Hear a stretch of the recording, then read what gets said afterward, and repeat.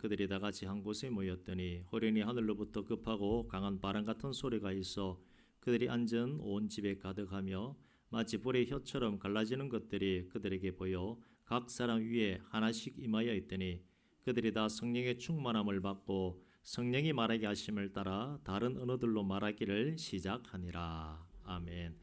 오늘은 성령 강림 주일입니다. 성령을 다른 말로 하면 하나님의 영, 예수의 영, 또 뭐 거룩한 영, 다 같은 말입니다. 하나님을 우리가 삼위일체라고 말합니다. 그래서 첫 번째 하나님이 성부 하나님, 두 번째가 성자 예수님, 세 번째가 성령 하나님. 그렇게 삼위가 동등하나 하시는 일은 다릅니다. 자, 근데 우리가 오늘 본문과 관계된 성경이 요한복음 14장입니다. 요한복음 14장에 보면 보혜사 성령이라고 나옵니다. 보혜사가 뭔가 이게 굉장히 중요합니다. 나를 도우시는 분, 파라클레토스라고 하면서 보혜사라고 하는 뜻이 변호사, 이런 뜻이 됩니다. 그런데 보혜사 성령은 두 번째 성령입니다. 그러면 첫 번째 보혜사가 누구냐? 첫 번째가 예수님. 근데 예수님은 몸을 가지고 있습니다. 사람의 몸을 갖고 있기 때문에 항상 1대1입니다. 뭐가 1대1입니까? 신성과 인성이 1대1인 완전하신 하나님입니다. 그 하나님이 우리 지금 지구상의 인구가 60억이라 하는데 예수 믿는 사람이 전 세계에 우리나라만 한 800만 명이 된다 그러죠. 그러면 800만 명을 지금 이 시간 다 가서 만날 수가 있겠습니까? 육신이 있는데 그럴 수는 없지요. 다 도울 수는 없습니다. 그러면 어떻게 되느냐? 제2의 보혜사가 뭔가 하면 오늘 성경에서 나오는 성령입니다. 1 보혜사가 누구라고요? 예수님. 2 보혜사가 누구라고요? 성령님. 자, 그러면 성령님은 지금 어디 계십니까? 내 안에 계십니다. 근데 어떻게 내 안에 있습니까? 내가 예수님을 믿기 때문에. 자, 예수님께서 십자가에 달려 죽으셨죠. 며칠 만에 다시 부활하셨습니까? 사흘 만에 부활하시고 제자들과 함께 있다가 오늘 사도행전에도 나옵니다만 이제 하늘로 올라가십니다. 올라가시고 오시는 분이 뭡니까? 성령님, 보혜사 성령님. 몇 번째라고요? 두 번째. 그분이 하시는 일이 뭐라고요? 나를 도우시는 분. 오늘 그 얘기입니다. 다른 얘기가 아니라. 예수님은 제자들 눈앞에서 하늘로 올라가셨습니다. 예수님 사랑하는 제자들은 막 울고불고 통곡하기보다는 기쁨과 한해 속에서 예수님이 하늘로 올라가시는 모습을 보았습니다. 왜냐하면 며칠 후에는 약속하신 보혜사 성령을 분명히 보내주실 것이기 때문입니다. 예수님의 약속을 믿은 120명 문도는 예수님의 그 말씀 따라서 그들이 머물던 마가 다락방에 모여 마음을 다해서 힘껏 기도합니다. 성령이 임할 때까지 힘을 다해 기도하는데 기도 시작한 지 열흘째 되는 날, 이 날이 어떤 날인가 하면 오순절입니다. 예수님이 약속하신 대로 성령 강림, 성령이 그 기도하는 사람들에게 내려왔는데 오순절의 성령 강림이 왜 중요한가 하면 그때 진정한 교회가 시작이 되는 겁니다. 그러면 교회는 사람과 예수님만 있으면 되는 겁니까? 그것이 아니지요. 성령께서 교회의 주인으로서 성령이 운행하는 교회가 진짜 교회라는 겁니다. 그래서 교회 안에서 기도하지도 않고 의논 많이 하고 대화 많이 하는 교회는 부흥이 없습니다. 부흥이 될 수도 있어요. 될 수도 있습니다만은 진정한 부흥이 아닙니다. 사람의 능력으로서 교회에 많이 모일 수 있습니다. 돈 많은 교회는 많이 모일 수 있어요. 돈을 막 풀면 사람들이 많이 모일 수도 있습니다. 그러나 진정한 교회가 되기는 부족합니다. 왜 부족합니까? 기도하지 않고 회의를 많이 하기 때문에. 교회는 회의 많이 하는 데가 아닙니다. 기도 많이 하는 데입니다. 기도하면서 목사님, 제가 기도해 보니까 하나님께서 이렇게 말씀하시는 것 같은데요. 목사님, 내가 기도해 보니까 이게 어떨까요? 이런 대화가 나오는 교회가 성령께서 계시고 성령께서 운행하시는 교회지, 기도하지 않고 회의만 착 해가지고 공동회의라든지 재직회 하는데 실컷 다 정해놨는데 갑자기 손들더니만 목사님, 그거 절대 안 됩니다. 성령이 아닙니다. 그건 교회가 아니고 세상과 똑같은 것입니다. 그렇기 때문에 교회는 사람의 회의보다는 우리가 모여서는 기도하고 결정권자는 누구입니까? 성령께서, 예수님께서, 하나님께서 하실 수 있도록 하는 교회가 제대로 된 교회. 성령께서 오순절 날에 성령이 임한 그 시점부터 교회가 되었다는 겁니다. 오순절은 이스라엘의 3대 절기 가운데 하나입니다. 3대 절기가 뭔가 하면 유월절, 오순절, 칠칠절 그 가운데 하나입니다. 유월절 다음부터 50일째 되는 날로서 칠칠절로도 불리고 맥추절로도 불리고 초실절 이렇게 불리기도 했는데 첫 열매를 드리는 날이기도 하고 유대인들은 이 날이 시내산에서 모세가 율법 받은 날로 생각하고 있습니다. 어떤 날이요? 오순절 날이 초실절로도 생각이 되어지고 초실절이 뭐냐면 첫 열매 드리는 날 그리고 모세가 율법을 받은 날 신약 성경에 오니까 어떻습니까? 성령의 임재가 있는 날. 그래서 구약 시대에 하나님께서 절기 정하신 것은 대충 정한 것이 아니라 다 연결되고 의미가 있습니다. 하나님 하신 일에 사람이 하는 일도 의미가 있는데 하나님 하는 일에 의미가 없을 수가 없습니다. 그렇기 때문에 우리가 왜 말씀을 지켜야 되는가? 하나님의 말씀을 지키며 살아가면 뭐든지 톱니바퀴처럼 착착착착 움직이게 되어 있는데 꼭 뭐가 들어가서 부셔버립니까? 사람 생각. 잘난치 않은 사람 생각이 딱 들어가가지고 하나님 시키는 대로만 뭐 착착착착 가는데 교회도 그래요. 하나님 시키는 질서 따라서 가면 고장이 거의 없이 물론 사람이 하기 때문에 실수가 있습니다만은 그런데 꼭 사람 말이 많아지면 교회에 분란이 일어나고 문제가 생깁니다. 근데 교회에서 하자 할 때 합시다 하고 착착착 나가면 거의 문제 없이 갑니다. 근데 꼭 보면 누구 때문에 안 됩니까? 그거 되겠습니까? 하는 사람들 때문에 안 되는 겁니다. 근데 자기는 마귀짓 하는 줄도 모르고 내가 생각해보니까 그게 맞거든요. 근데 그거 아닙니다. 교회는 생각이 아니라 기도입니다. 기도하면서 하나님의 선한 인도 따라서 말씀에 비추어서 이게 맞는가 틀리는가. 유월절이 뭡니까? 사망에서 생명으로 건너온 날이고 믿지 않던 세상에서 하나님께로 넘어온 날이고 또한 유월절에 우리의 구세주 되시는 예수님께서 십자가에 달려 죽으신 그 날입니다. 예수님께서 십자가에 달려 죽으신 지 50일째 되기 때문에 오순절인 겁니다. 10 곱하기 5 그래서 오순절입니다. 오순절 성령 강림은 약속된 예언의 성취입니다. 예수님께서 사도행전 1장 4절에서 말하기를 아버지의 약속하신 것을 기다리라 말씀하셨는데 이 사람들은 성령에 대해서 잘 알지를 못했습니다. 그래서 그냥 말씀하신 대로 믿고 기다렸습니다. 이 120문도는 예수님을 믿었기 때문에 예수님 말씀이 뭔지 이해는 안 됐습니다만은 일단은 믿고 기다렸던 것입니다. 그래서 1절에서 말하기를 오순절 날이 이미 이르매라고 하는데 이 말의 뜻은 50일째 되는 날이 채워졌을 때 하는 그 말입니다. 하나님의 예정하신 그 때가 되자 약속하신 대로 성령은 강림했습니다. 이 말씀은 예수님의 말씀으로 끝나는 것이 아니라 그 이전에 구약 성경 보면 요엘 선지자를 통해서 요엘서 2장 29절에서 이미 말한 말씀의 성취입니다.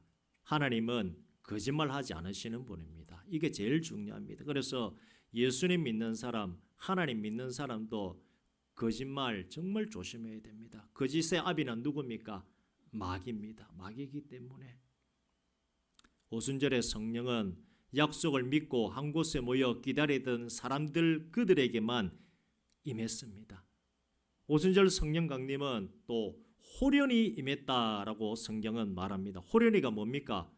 갑자기 생각보다 빨리 기대하지도 않았는데 임한 것이 호련입니다.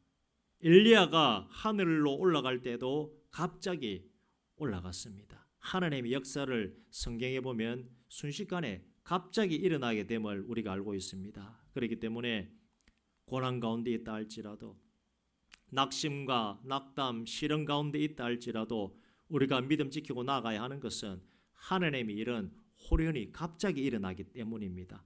선지자 하박국을 통해서도 하나님은 말씀하셨습니다. 비록 더딜지라도 기다리라. 지체되지 않고 반드시 응하리라고 하셨습니다. 사실 제자들은 예수께서 또 다른 보혜사를 주겠다고 말씀은 하셨습니다마는 그 뜻이 무엇인지를 몰랐습니다. 제가 아까 서두에 말씀을 드렸기 때문에 이해는 되시지요. 또 다른 보혜사가 뭔지. 그런데 제자들은 예수님의 말씀을 들었지만 또 다른 보혜사가 뭔지 이해를 못하고 있었던 것입니다. 구체적으로 말씀해 주지 않으셨기 때문에. 오순절날 성령께서는 120문도의 기대와는 다른 모습으로 그들에게 찾아왔습니다. 제일 먼저 어떻게 찾아오셨는가? 급하고 강한 바람으로서 바람 같은 소리가 들려왔습니다. 제자들이 처음 받은 정표는 그것입니다. 먼저 귀에 소리가 들린 것입니다. 여기서 말하는 소리는 대단히 거세고 난폭한 폭풍 소리 같은 소리입니다. 그러나 실제는 바람 같은 소리이지 바람이 불어온 것은 아닙니다. 바람 같은 소리가 확 하면서 그냥 성령이 임했습니다. 구약 성경에는 하나님의 임재를 종종 바람처럼 묘사를 하는데 그렇게 성령이 임한 것입니다. 예수님께서도 성령을 바람으로 비유하셨습니다. 이것은 성령의 역사가 바람과 같이 형체는 보이지 않으면서도 분명한 역사를 하기 때문입니다. 두 번째는 불의 혀같이 갈라지는 것이 보였습니다. 제자들은 음성뿐 아니라 성령께서 강림하시는 모습을 눈으로 직접 볼 수 있었던 것입니다. 성령이 내려올 때는 마치 불과 같았습니다. 불과 같은 모양이 한 몸체에서 스스로 갈라져 거기 있는 각 사람들에게 임한 것입니다. 그렇다고 해서 성령이 불은 아닙니다. 실제 불이 오면 다 타 죽겠지요. 불과 같이 보였을 뿐입니다.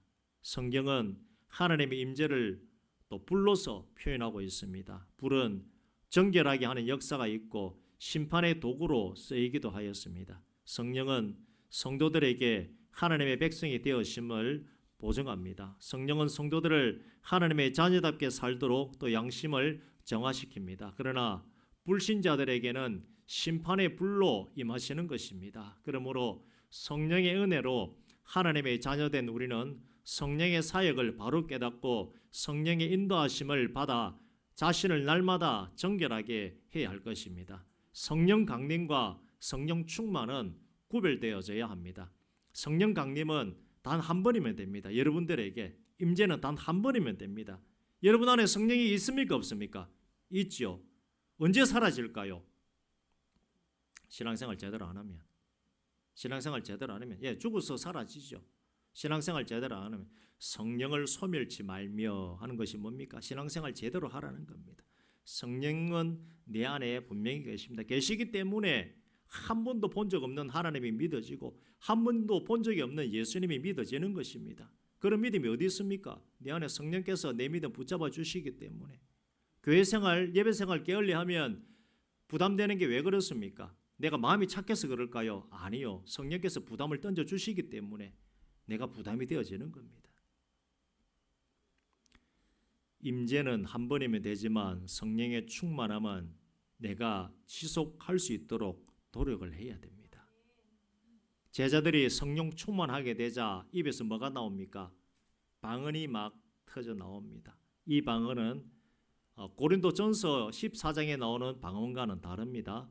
오늘 본문에 나오는 방언은 말 그대로 방언입니다. 우리 경상도 이적 방언이 다르고 또 옆에 통영감에 좀 다르고 진주가도 다르고 뭐 고개 하나 넘어가면 말이 조금씩 다릅니다. 그런 방언입니다. 이 방언은 사람들이 알아들을 수 있는 그 지역의 언어들입니다. 성령께서 이렇게 강림하신 목적은 제자들에게 땅 끝에까지 복음을 전하기 위한 사명과 능력을 부어주기 위해서 사도행전에는 그렇게 성령께서 역사하신 것입니다. 생각해 보십시오. 갑자기 우리가 지금 기도해가지고 방언이 터져 나오는데 뭐 한 분은 러시아 방언하고 한 분은 일본 방언하고 한 분은 중국 방언한다 그러면 기이하지 않습니까? 근데 그때 모였던 사람들이 어디입니까? 예를 들어서 지금 제가 알아듣기 쉽게 말씀드립니다. 거기 모인 사람들은 누구냐면 러시아에서 온 사람, 일본에서 온 사람, 중국에서 온 사람들이 있었던 겁니다. 근데 그 방언을 하니까 그 사람들이 깜짝 놀랐던 겁니다. 어떻게 우리나라 말을 하십니까? 성령의 능력이 그런 것입니다. 그 당시에는 이제 그렇게 보였던 것입니다. 그래서 예수님은 말씀하십니다. 오직 성령이 너희에게 임하시면 너희가 권능을 받고 예루살렘과 온 유대와 사마리아와 땅끝까지 이르러 내 증인이 되리라 말씀을 하신 것입니다. 이 사건이 우리에게 말하는 것은, 복음이라고 하는 것은 언어의 장벽도 뚫고 들어갈 수 있다는 것을 의미하는 것입니다. 아무리 까다로운 언어, 아무리 소수민족의 방언이라 할지라도 복음이 들어갈 수 없는 곳은 없습니다. 또한 복음이 땅끝까지 전파될 수 있다는 것을 의미합니다. 복음은 국경을 넘어서도 들어갑니다. 북한의 평양 안 가보셨죠? 못 가보셨죠? 저도 못 갔죠. 못 갔습니다만은 평양 안에서도 지금 선교사님들 들어가 있습니다. 우리나라 선교사님들은 제가 잘 모르겠어요. 예전에는 누가 들어가느냐면 중국 사람들이 많이 들어갔습니다. 왜냐하면 북한 사람들은 중국 사람을 좋아합니다. 그래서 중국 선교사님이 사업하는 사람인 척 해가지고 신분을 속이고 평양 들어가서 복음을 전하고 있습니다. 참 은혜지요. 그게 은혜입니다. 그 땅에도 하나님은 사람을 보내가지고 예수 믿을 수 있도록 지금도 일하고 계신다는 사실을 꼭 명심하시길 바랍니다. 그런데 그 사람도 잡히면 죽습니다. 죽을 수 있는데 어떻게 들어가겠습니까? 마음에 불이 있기 때문에, 성령으로 충만하기 때문에. 우리에게 그런 마음이 없다 그래가지고 우리 신앙이 약하다 그런 뜻은 아닙니다. 오해는 하지 마십시오.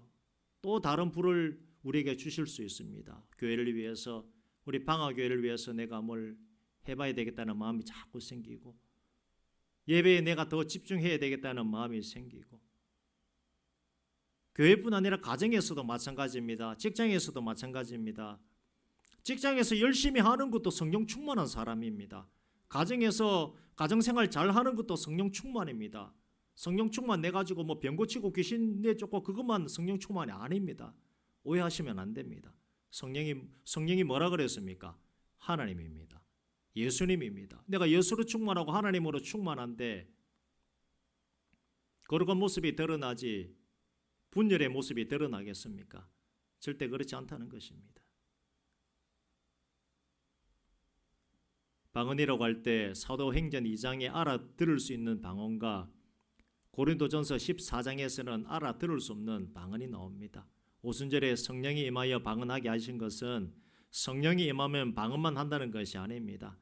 방언이 임한다는 것은 예수의 증인으로서 너희들이 쓰임을 받게 된다는 그런 뜻입니다. 이것이 방언의 목적입니다. 우리는 신비주의자가 되지 않으면서도 성령의 역사하심을 사모해야 합니다.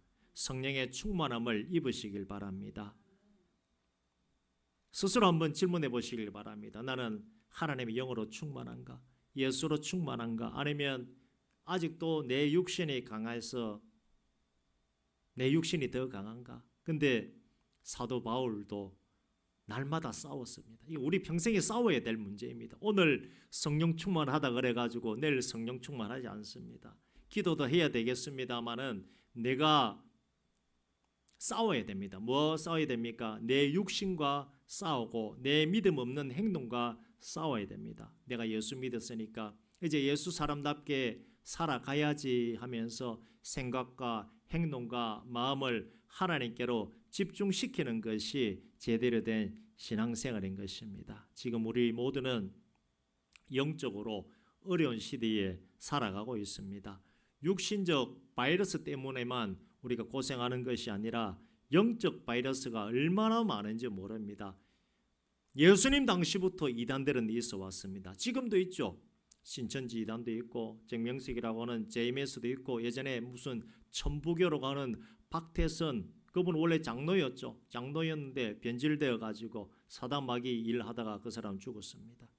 사람을 유혹하는 일들 너무 많이 있습니다. 이럴 때일수록 강한 성령의 역사가 필요하고 내가 하나님께 더 나아가야 되겠다고 하는 믿음도 필요합니다. 주일 중심으로 사시길 바랍니다.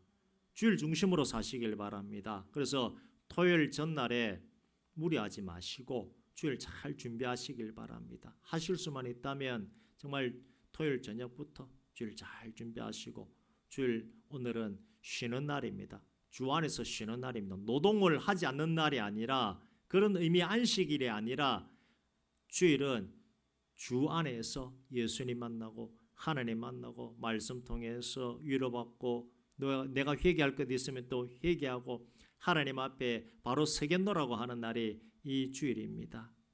더 큰 은혜 사모하시고 기도하여서 성령 충만을 받으시길 바랍니다. 그리고 서두에 보혜사에 대해서 제가 말씀을 드렸습니다. 하나님께서 성경에서 정말 불쌍히 여기는 두 부류의 사람이 있습니다. 첫 번째가 과부고 두 번째가 고아입니다. 고아와 과부를 왜 불쌍히 여깁니까? 의지할 사람이 없기 때문에. 어릴 때에 부모님 없이 자란 아이들, 정말 외롭고 힘든 가운데 부모님이라고 하는 존재 자체가 어떤 존재인지를 모르고 자랍니다. 의지할 만한 아무런 대상이 없습니다. 과부는 어떻습니까? 지금 세상은 좀 괜찮습니다만 옛날에 수천 년 전의 과부는 남편 죽고 나면 의지할 사람 아무도 없습니다. 보혜사 성령께서는 우리를 고아와 같이 내버려 두지 않으신다는 사실을 명심하시길 바랍니다. 세상 살아가면서 남편이 있고 아내가 있고 자녀가 있고 좋을 때는 가족끼리도 말 통하고 잘 삽니다마는 안 좋을 때는 가족이 때때로 원수가 되기도 하고 친구가 원수도 되기도 하고 그리고 예수 믿게 되면 제일 무서운 게 뭔가 하면 하나님께서 예수 믿는 나를 외롭게 만들어 버립니다. 다른 사람과의 관계가 멀어지도록 하나님이 만들어 버립니다. 왜 그렇게 만드는가? 하나님만 붙잡고 살라고. 성경을 보십시오. 아브라함이 하나님과 1대1로 만나지 아브라함과 사라가 1대1로 만나지 않습니다. 사라는 그냥 아브라함 옆에 붙어있는 사람일 뿐이고 사라도 하나님과 1대1로 만나야 됩니다. 지금 우리가 이렇게 함께 예배합니다마는 결국 하나님과 나와 1대1로 만나야 됩니다. 지금 외로우십니까? 힘드십니까? 그러면 하나님을 만나시길 바랍니다. 물론 내 안에 성령께서 계십니다마는 고아와 같이 과부와 같이 내가 너를 버려두지 않는데 왜 너는 다른 길로 가고 있느냐라고 하나님께서는 말씀하시는 것입니다. 그렇게 사이좋던 친구도 어느 날 거리가 멀어지고 그렇게 사이좋던 사람도 멀어질 수밖에 없는 것. 그렇죠. 사람이 살아가면 그럴 수도 있습니다마는 하나님 안에서는 하나님이 뜨실 수도 있습니다. 왜 나를 이렇게 어렵고 힘들게 내버려 둡니까? 왜 나에게 대적을 보내서 내가 이렇게 죽을 정도로 힘든데 왜 이런 환경 속에 나를 던져 두십니까? 라고 고백하는 것이 많은 믿음의 사람 공통된 신앙의 고백입니다. 하나님은 여러분들을 외롭게 만드십니다. 외롭게 만들었을 때 다른 길로 나가지 마시고 하나님 찾으시길 바랍니다.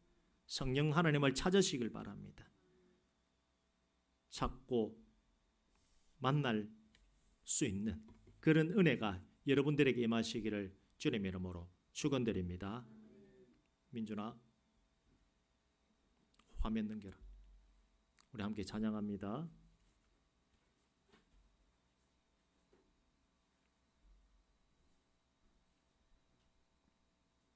성령이 오셨네. 함께 찬양합니다. 믿음을 가지고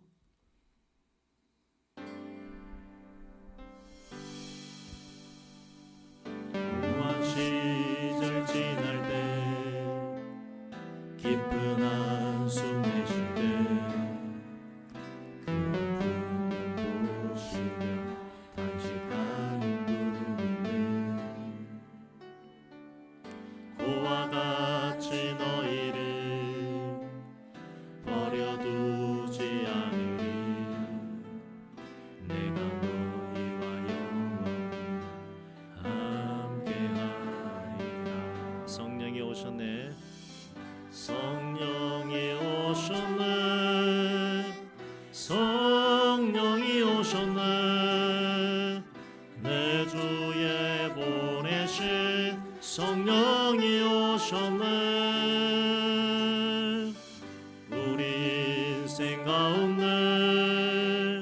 주님 찾아오셔서 그 나라 꿈꾸게 하시네.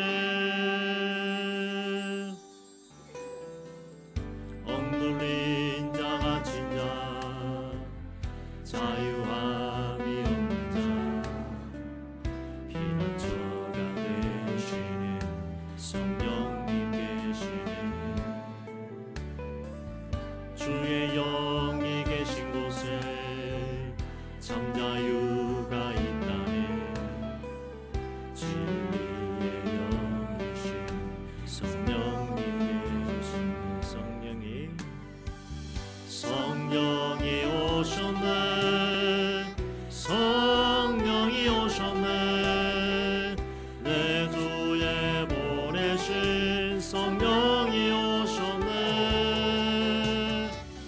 우리 인생 가운데 주님 찾아오셔서 그 나라 꿈꾸게 하시네. 성령이 오셨네. 성령이 오셨네. 내 주에 보내신 성령이 오셨네. 우리 인생 가운데 주님 찾아오셔서 그 나라 꿈꾸게 하시네. 성령이 오셨네. 성령이 오셨네. 우리 마음에 내 주에 보내신 성령이 오셨네. 우리 안에 계십니다. 우리 인생 가운데 주님 찾아오셔서 그 나라 꿈꾸게 하시네. 성령이 오셨네. 성령이 오셨네.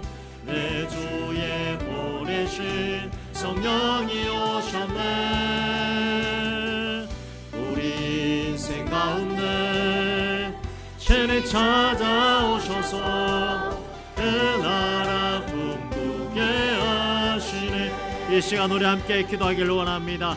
오늘 말씀을 생각하면서 하나님 정말 나를 고아와 같이 과부와 같이 내버려 두지 마시고 나를 붙잡아 달라고 나를 지켜달라고 위해서 기도하시고 참으로 교회에서만 성령 충만이 아니라 가정에서 직장에서 성령 충만한 하나님의 사람답게 내가 살아갈 수 있도록 오늘 말씀을 생각하시면서 함께 동성으로서 기도하도록 하겠습니다. 아버지 하나님 감사합니다. 오늘 성령 임재라고 하는 말씀을 함께 나누었습니다. 우리에게 성령의 충만함을 허락하여 주시옵소서. 참으로 고아와 같이 과부같이 내버려 두지 마시고 우리를 붙잡아 주시옵소서. 내 안에 계신 성령님, 참으로 우리 방옥의 모든 성도분들이 내 안에 계신 성령님을 깨달아게 하여 주시옵소서. 성령의 임재하면 죄에 대해서, 의에 대해서, 심판에 대해서 책망하신다고 말씀하지 않으셨습니까? 우리 가운데 함께하여 주시옵소서. 사랑하는 모든 방학의 성도들에게 성령의 충만함을 허락하여 주시고 성령의 임재를 허락하여 주시옵소서.